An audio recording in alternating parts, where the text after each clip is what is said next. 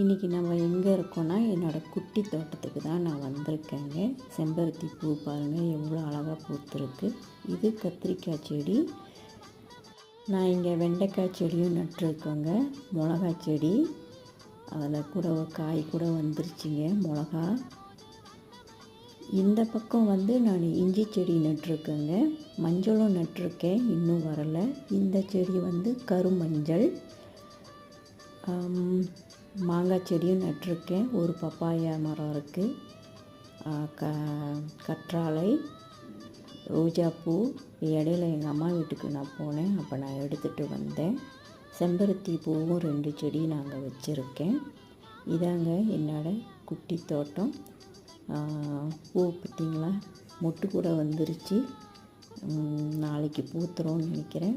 பார்க்கலாம் எப்படி இருக்குன்னு. டாட்டா, பாய்.